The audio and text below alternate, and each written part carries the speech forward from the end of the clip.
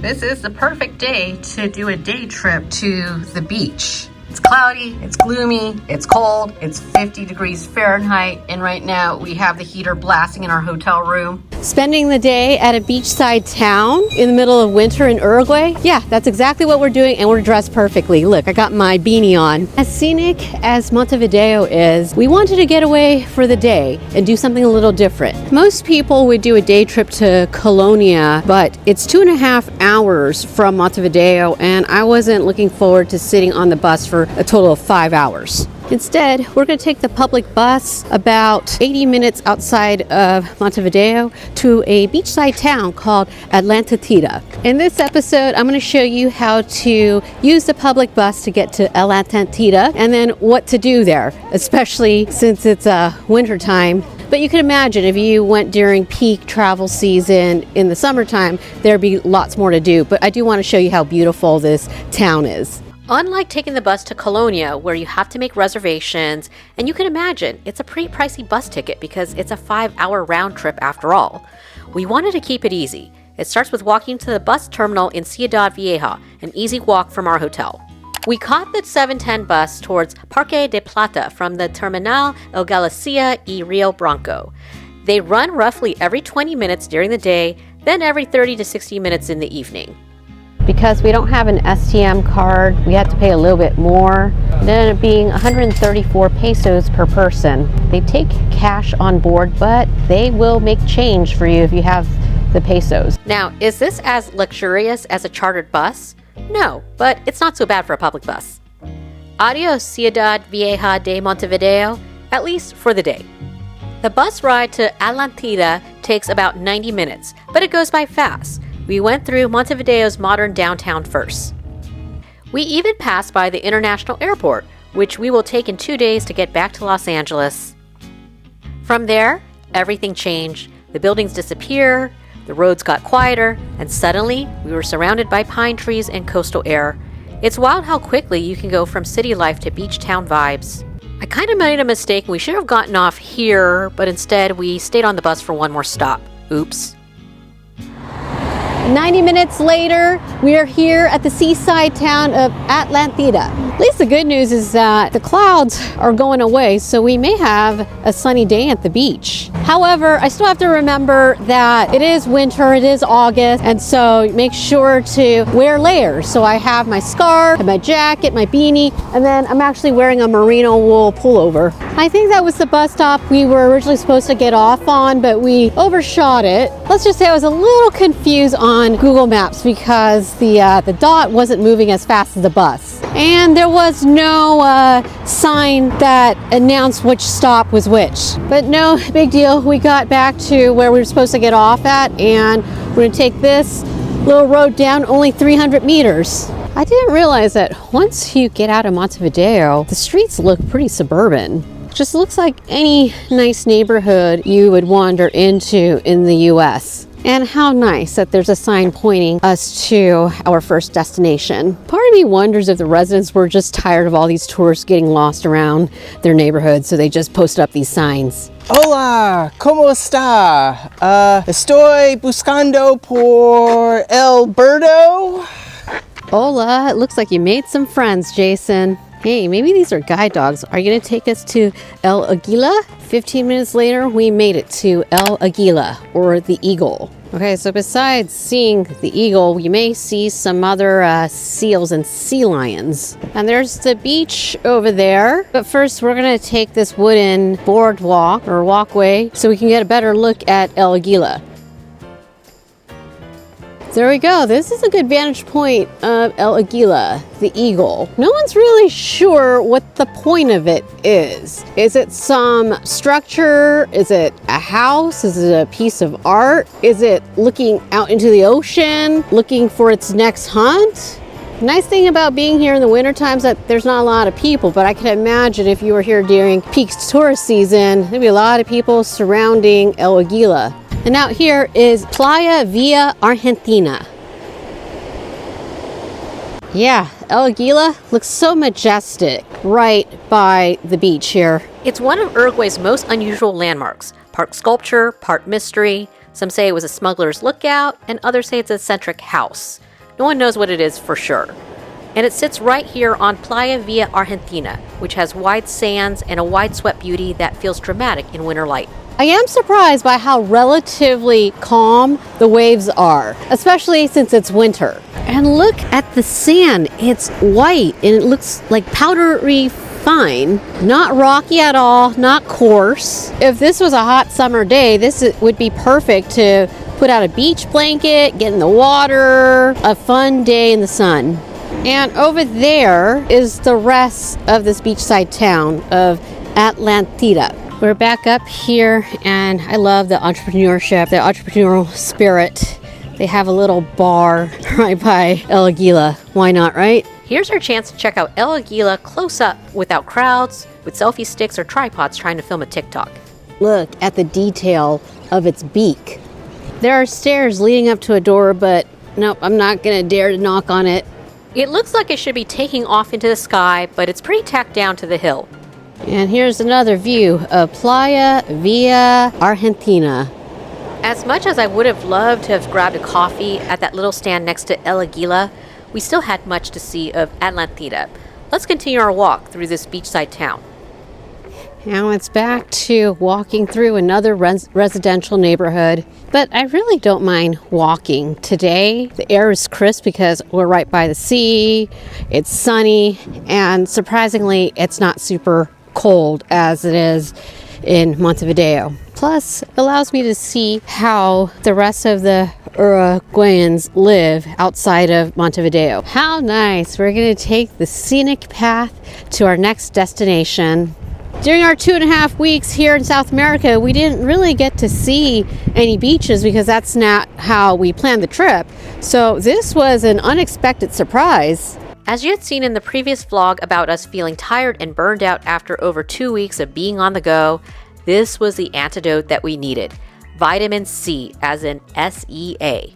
Here's something I didn't expect to see in Uruguay, a thatch roof. I feel like I'm in Hobbiton.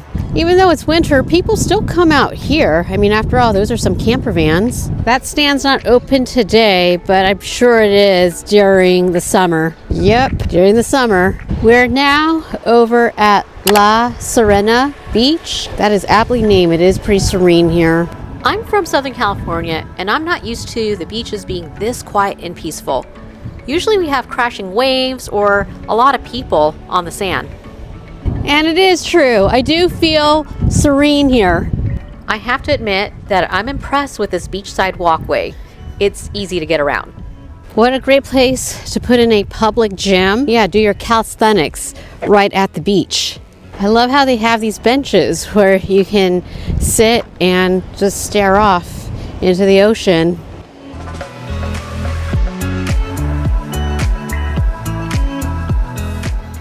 And if we were hungry, yeah, I'd be game for some barbecue, but I'm still pretty full from that big croissant sandwich that I had for breakfast. This is called the Un Sol para Atlántida, and it is a tribute to Uruguayan artist Carlos Paez Vilaro. As you get up closer, you could see the sun.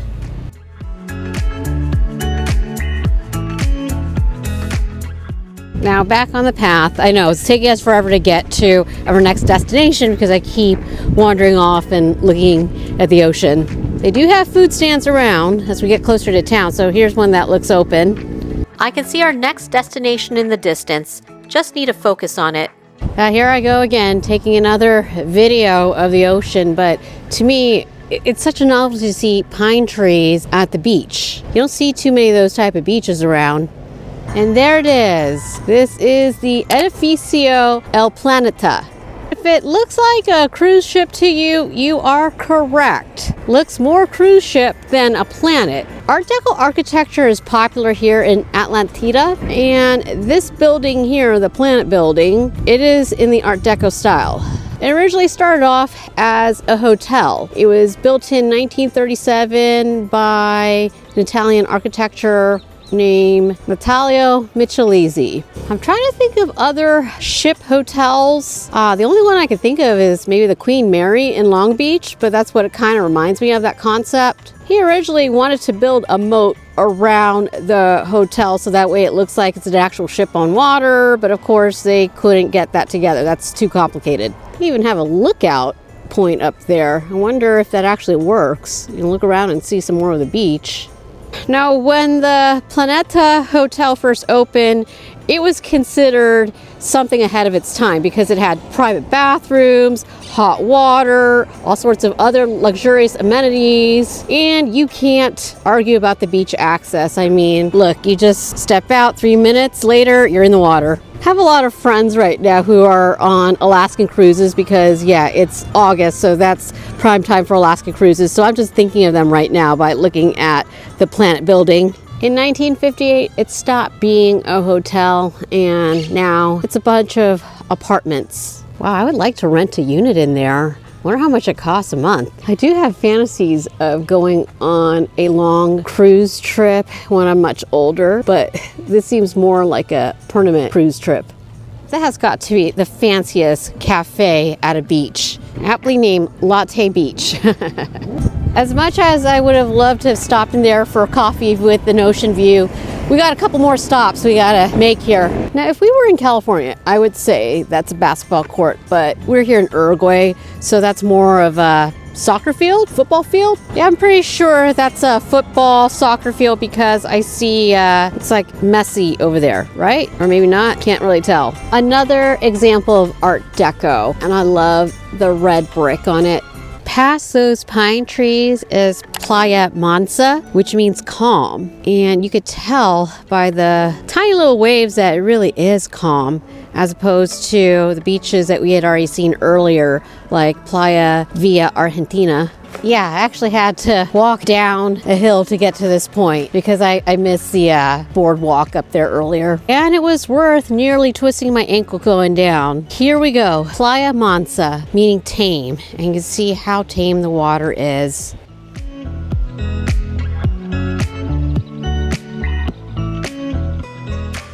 Yes, I'm feeling calm and tame at Playa Mansa. To me, I can't believe that this is just 90 minutes away on a public bus from Montevideo. For a few US dollars, you get tameness, you get serenity, you get calmness. Now I feel like I'm on a real vacation. Okay, gonna go climb up this hill to our last beach for the afternoon. As we're leaving Playa Mansa, just remember how tame the waters were. So this thatch roof house is actually a yacht club. I'm just thinking about the yacht club back in El Tigre and how it was grand and formal. I like this. I like how cool it looks because it does give off beachy vibes, even with the thatch roof. On our way to the last beach, I did note there were a lot of smaller hotels, motels on the streets. So this was a booming beachside resort, especially in the 1930s and 40s. I mean, it still is a beachside resort town. I know it may not look like it so much on this vlog, but remember, we're here during low tourist season. Oh, cool. Did they turn that shipping container into a restaurant? Because if they did, I love it. That is ingenious. And it looks like they're open because I do see people sitting there. Yep, something's going on August 24th. Looks like they got a DJ and 2 bands. So, you know, they're still partying here at the beach. No, there's definitely people in there. I just saw a line of people waiting to order. You can get a spa. So maybe like a massage, maybe get your mani-pedi done. Here we go. At least the entrance to Playa Brava is a lot easier than Playa Mansa. So remember how Playa Mansa was quiet, it was calm? Well, not here at Playa Brava. Brava, meaning brave. And so the water here, the waves are a lot stronger, a lot choppier. It's like you gotta be really brave to get into the water.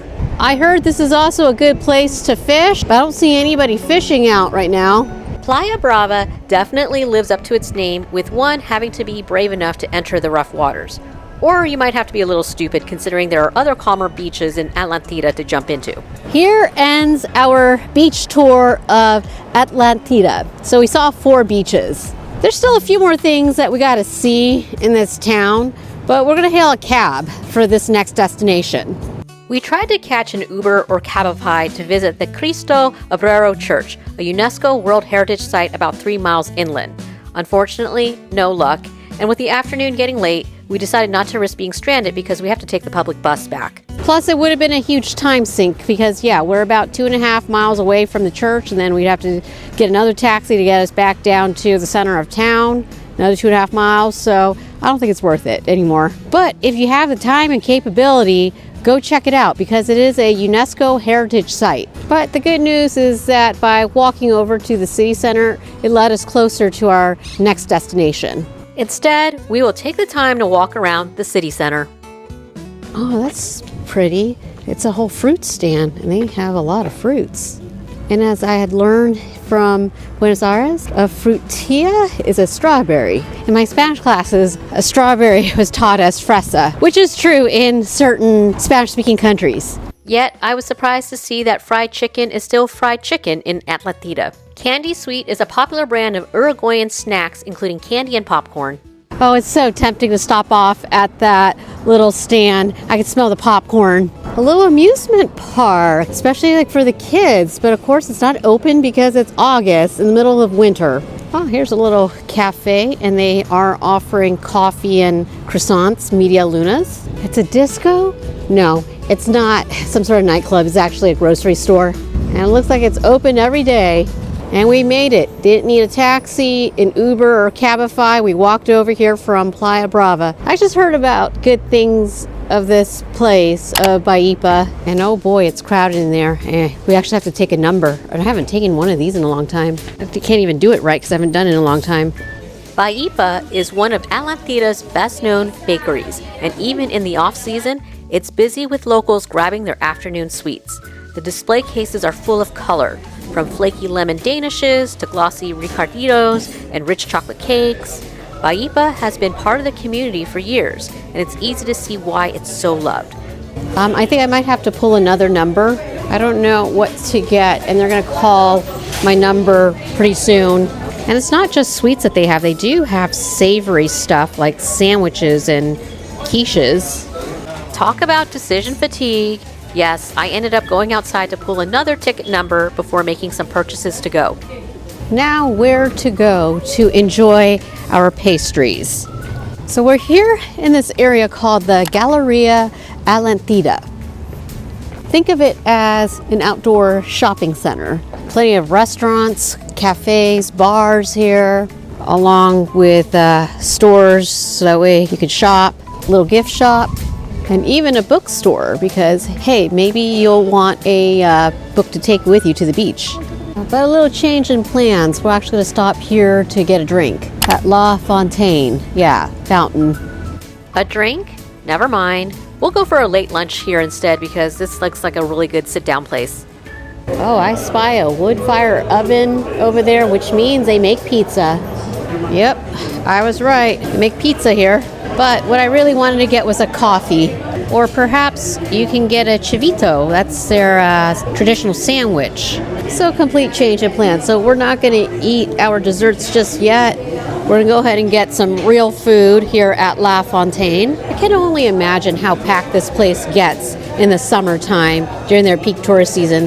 They have tables that go out all the way to even the outdoors. This is just another section of their indoor seating. I'm not sure what kind of football I'm watching, but I feel like I'm getting the authentic Uruguayan experience. So we got some real food here. We got ourselves another Chivito común, so that's their traditional sandwich. Of course, the fries. Got my coffee con crema, and we all know how they love their orange juice in this country. So we're having a real Uruguayan meal while watching football.